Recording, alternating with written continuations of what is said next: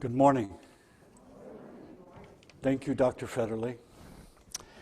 Before I light the chalice, I'd like to express my deepest appreciation to Mitch and Emily for their service as co-chair of the worship committee.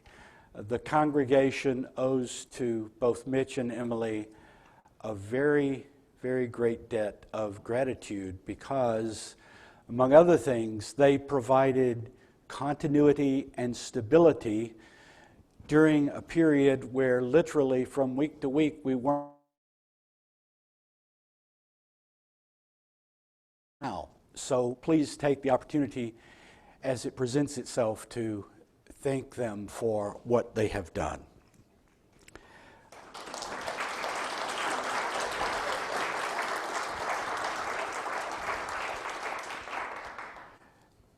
I'd like to have the lighting of the chalice made as we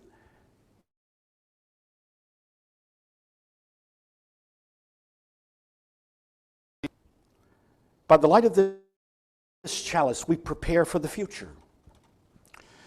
We prepare ourselves for times of triumph.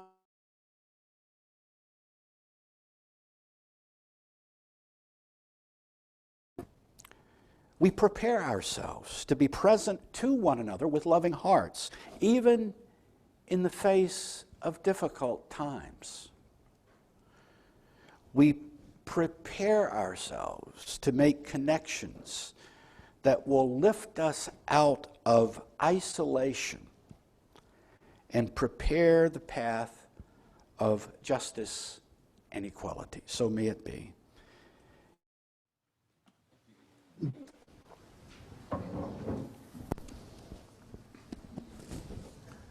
Thank you, Mignon.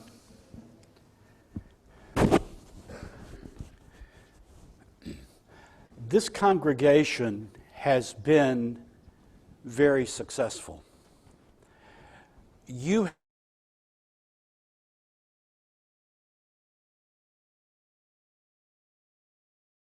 a slow and steady pattern of growth. You have gone through difficulties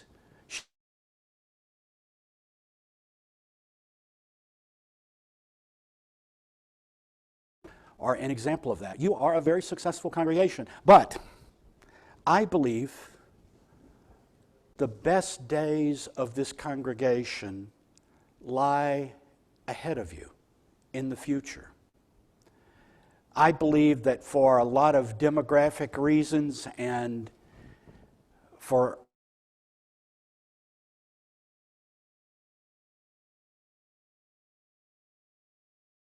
as a congregation, bright.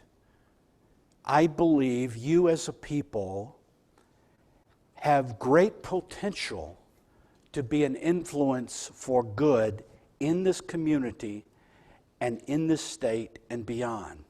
I feel it in my bones. I know it to be true. I believe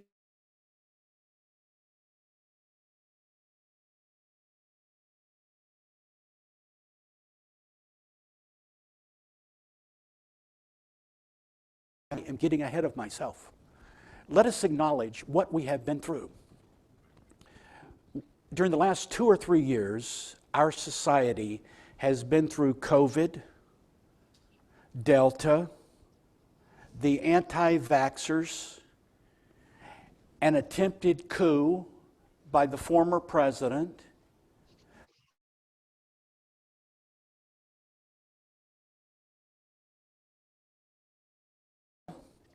to arrest the pharmacists. Remember people like him? The disputes in your schools. The stresses that teachers right now are going through. The fact that the governor's election in Virginia hinged around a debate about, yet again, schools. You and I have been through a lot. And there was a point at which I realized as I was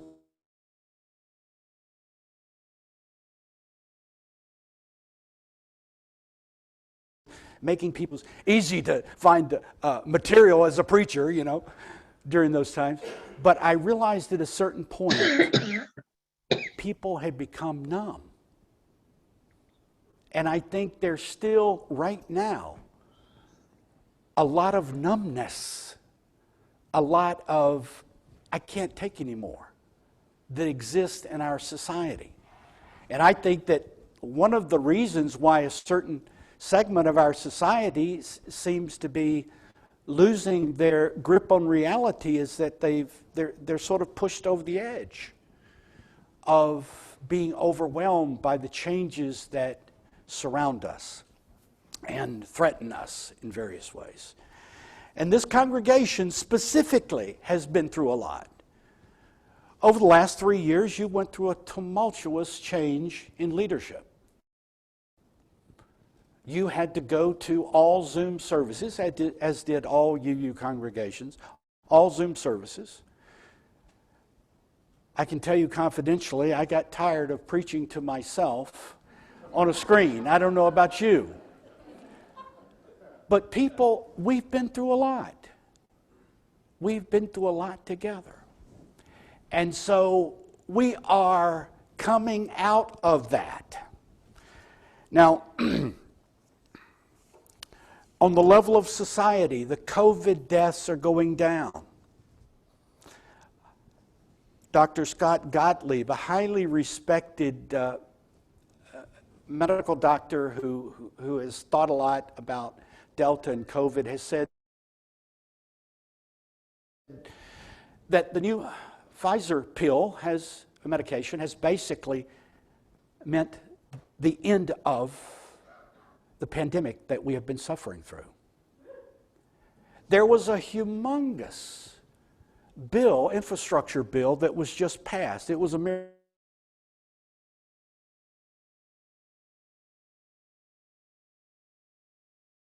legislation in the pipeline. The legislation that was passed this Thursday night, thanks to that saint named Pelosi, she needs sainthood. And, she is a Catholic. She needs sainthood. But anyway, she got it done just like she got Obamacare done.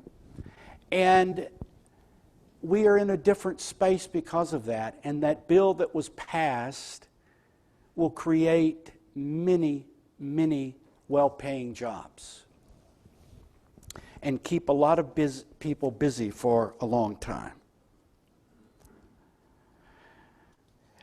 This congregation is also coming out of the dark and heading towards more light. And this right here, our meeting together, is a symbol of that.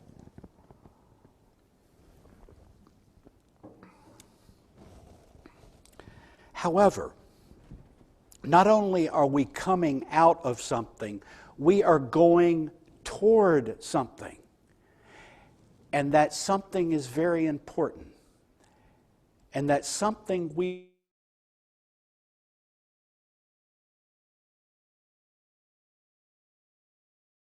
minister to lead you into your future. Let me talk briefly about how that process will play out.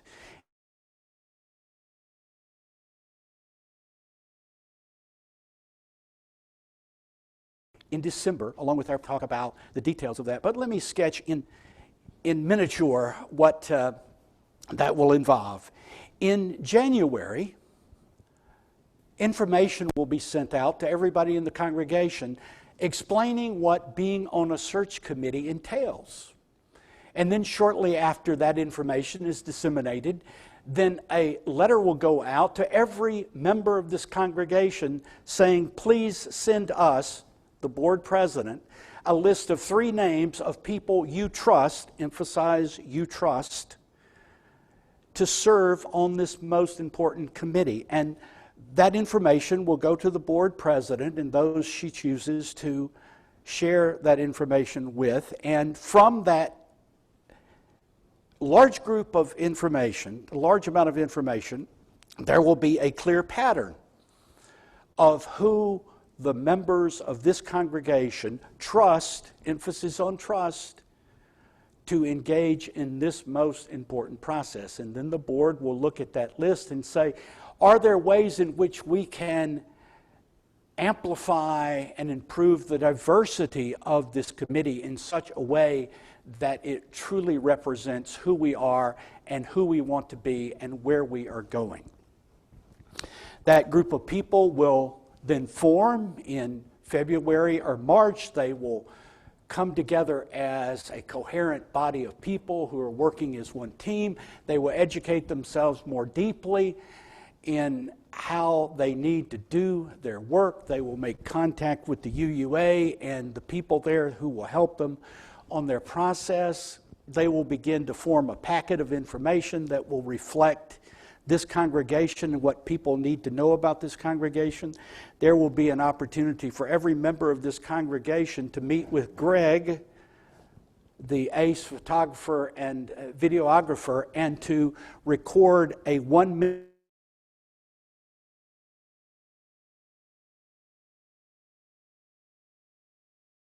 and that will help sell you to people who are looking for you as a congregation. And this time next year, that search committee will be deep into the process of trying to find for you their next settled minister. They will engage in that process through the next several months, and in January, by January, they will settle on 4 or 5 candidates they're interested in looking at. And then they will interview them in confidentiality, and among those people, there will be one selected by the search.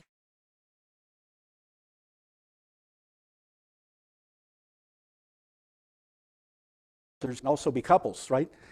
That person or persons will come here to be interviewed by you.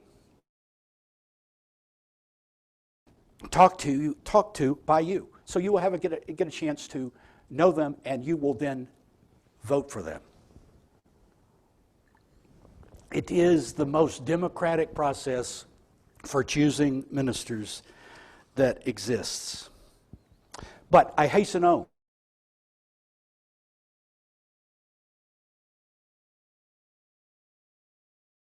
Business at hand I wish to speak. We are heading in that direction. We have come out of something really difficult, and we're headed towards something that's incredibly important and positive. We are right now in this thing called the interim minister, the period, the transition period, and it is very important. And I would like to explain to you why. Candidates who are looking at you for the possibility of their next settled ministry will be incredibly impressed with you, because they will love all the people on the search committee. They'll say, wow, I've discovered heaven on earth. There's this wonderful group of people. And they'll call me and they'll say, Ed, are they as wonderful as they appear to be? And I'll say, oh God, they're more wonderful than you think they are.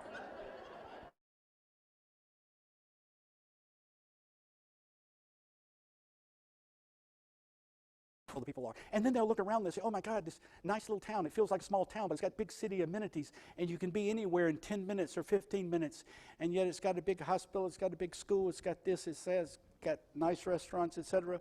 The people are lovely. They may even come and see this site and see the magnificent building and the wonderful grounds. And oh, by the way, your religious education wing, that's the most beautiful religious education wing I've ever seen of any church I've been to. So they'll come to a place like that and they'll say, wow, these people take care of their building. And they'll be impressed and they'll say, wow, you know, the mountains are over to the west. And Greg, don't leave. This is the most important part.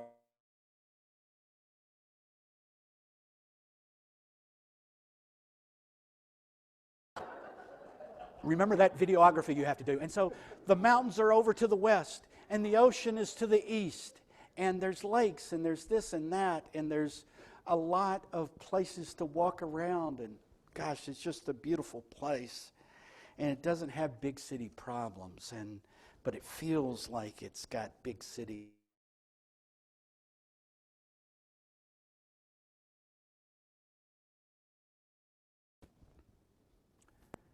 beyond these superficial but important impressions, all the candidates will have 3 questions on their mind. I know because I've talked to dozens upon dozens of ministers who are looking for settled ministries. So I kind of know what they think and what they are after. And committee, because they're trying to romance the search committee. They're trying to impress the search committee. They're not trying to bring up any possible negativity. But they'll ask the question, is this place financially stable? Now bear in mind, I have never met a minister who is motivated by money. They're not, there's no money in ministry. They understand that. They're not worried about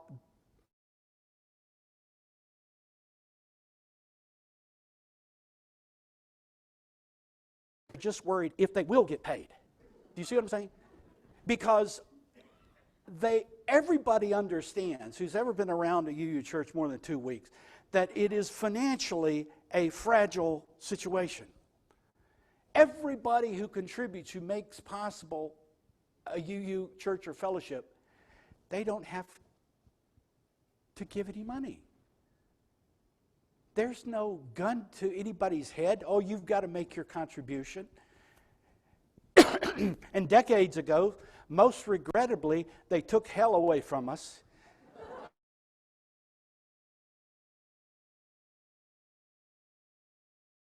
It's hell on earth to try to fundraise without hell. Can you imagine the difficulty?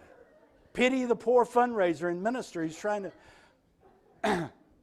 What are you going to do? Take their coffee away? You're going to... So everybody understands it's an unbelievably fragile situation, but they want some stability. Now think about it. It's highly likely that you're going to get a candidate or ministerial couple, they exist,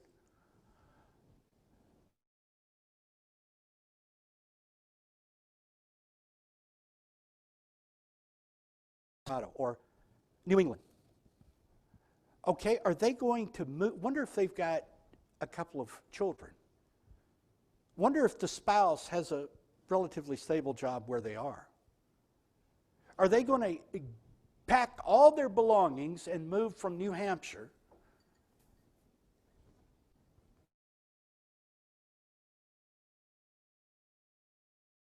fully believing, are not being able to be certain about the financial viability of the institution to which they're committing themselves and their family? Think about it. When I went to my second settled ministry,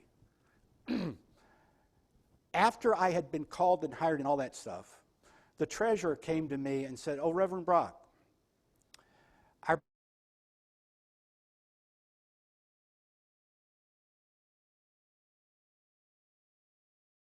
when you got here, you would fix the problem." That's a true story. And these were sophisticated people. Do you see what I'm saying? So you don't want that. And hence, that's why creating these funds for the building and the grounds so that you don't have a looming catastrophe, financial catastrophe out there. To be solid about your stewardship drive, as I'm sure all of you are right now. Very important to show up and be present for that. All these things are very important. Is this situation financially stable? Very important.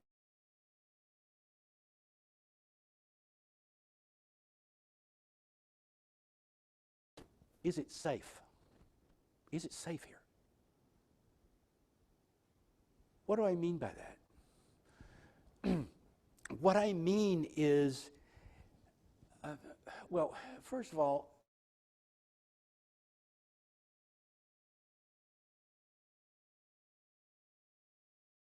that sometimes use that. Well, it's a universal phenomenon. And actually, this congregation is actually a pretty mild-mannered group, regardless of what you might think. It is very... So, all you ministers know that. But they do not want to go into a situation where a cantankerous individual, who we all love or whatever, is not dominating the system.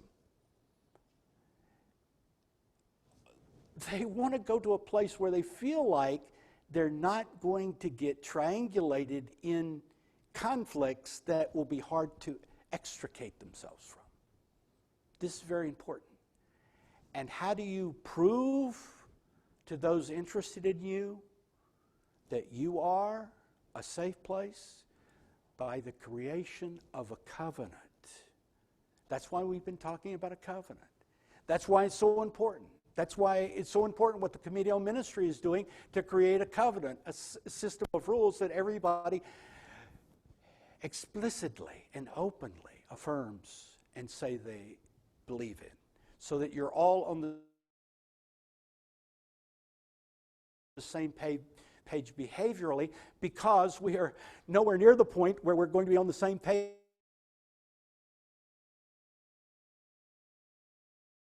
Or anti-theology are one form of creating a glue.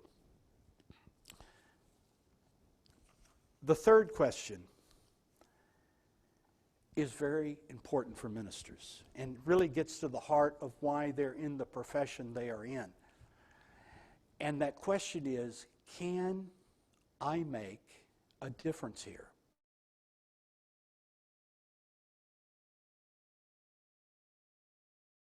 Somewhere and do something where they feel like they can make a difference, where they can do something that has an impact on the world, whether it's the individual congregation or beyond or the community or whatever. That's what they care about. That's what really motivates them.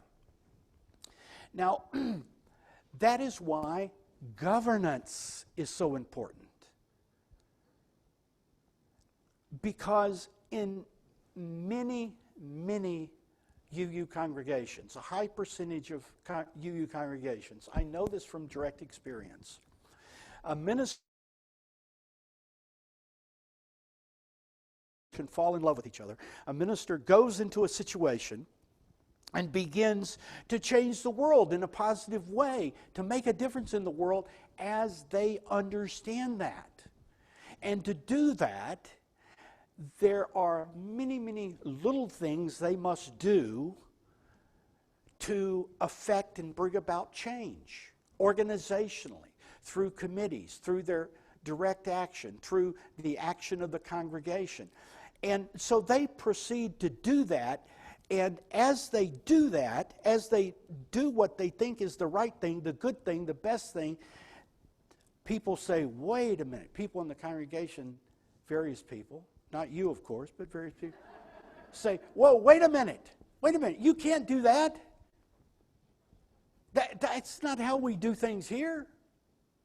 That's not the role of the minister. And the minister says, oh, yes, it is. This is, don't you want me to do what you called me here to do? And they say, sure, but just not the way you're doing it. So,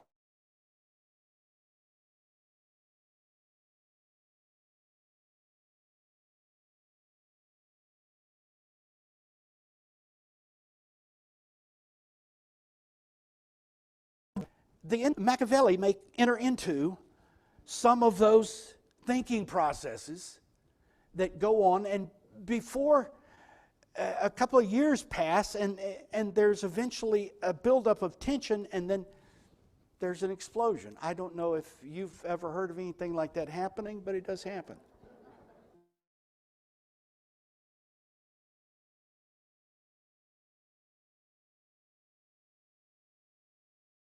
Utterly boring subject of governance is so important because it is a way for the congregation to affirm explicitly and openly, this is how we roll. Let me share one other thing with you, that it is literally impossible for a congregation of 300 people to function smoothly.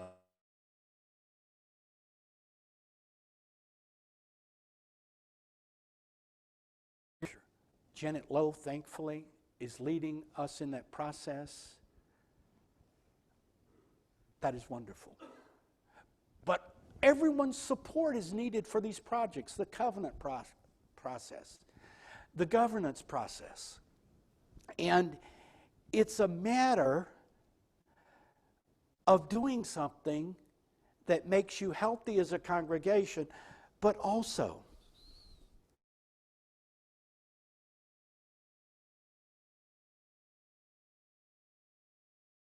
ministers. Now, all that I've said can be condensed in one simple sentence. Is this a safe and secure place where I can make a difference? So that's what we're working on right now. If you can be clear in your financial solidity, if you can be clear in your commitment to a covenant, if you can be clear in having a positive and constructive governance structure in such a way that the minister and staff can make a difference in the world, you will stand way above any other congregation and be highly attractive to prospective ministers, which is what you can and need to do. And so I would say to you that right now, you and I are building the future. The future is not something that happens at this supposedly magical moment in time where a new minister is called. We are right now creating the conditions for an optimal meeting and engagement of you and a new minister. Every year when I do this with congregations, I tease them a bit by saying, I already know who your next settled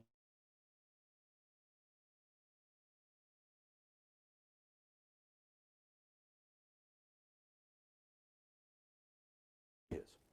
I know. Tell me. Your next settled minister is you. You are the ministry of this congregation. Your next settled minister is you. Your called settled minister forms an important leadership function that's important internally and externally, but they are a partner with you in the whole ministry of the congregation. And so I implore you now, right now, to engage in the important work of building your future now. The future is not something out there which we must rush or hasten to grasp. It is in your hands right now, in each one of your hands. Some mental health experts have commented upon the state of American society today, saying that what they see is a spirit of languishing. Languishing is different from depression or hopelessness, but rather a sense of stagnant drift. May we shake off the cloak of stagnant drift that is all around us like a disease and seize the moment and fulfill the potential of this fellowship. It is in your hands. And now may we enjoy the choir. Our meditation reading comes from Reverend Jan Tedio, a UU minister in the Atlanta area, who writes, Unitarian Universalists step out into the unknown all the time as we embark on our spiritual adventures. We go searching for new ways to make meaning of our lives, to create a more just and loving world, and to answer questions of ultimacy together. We seek creative ways to raise our children with inquiring minds and loving hearts, and to provide them with the tools to navigate a most unpredictable future. We cross bridges and borders as we learn to navigate the multicultural world around us that challenges us to expand our worldview and embrace new ways of engaging a changing world. Whether we are crossing a bridge from a place of comfort to challenges we never anticipated, or from our own cultural norms to completely new worldviews, we have resources, friends, and mentors to guide us. For this amazing journey, we carry in our backpacks a sense of wonder, a sense of humor,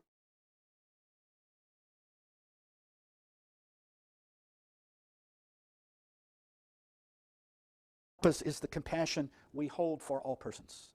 Our sustenance is the joy of discovering what is authentic and experiencing the true and the divine and the real in others and in ourselves. Our map is the sacred covenant we hold with one another as we walk this journey together, with so many tools to guide and support us as we approach new bridges. It is not so much a leap to trust that we'll arrive at a distant shore. Together, we can boldly go where our vision and our faith call us to go. Now may we join Mignon. As we extinguish this chalice flame this morning, may we remember these words. May we be reminded here of our highest aspirations and inspired to bring our gifts of love and service to the altar of life. May we know once again that we are not isolated beings, but connected through mystery and wonder to the universe, to this community, to one another, to life. Amen.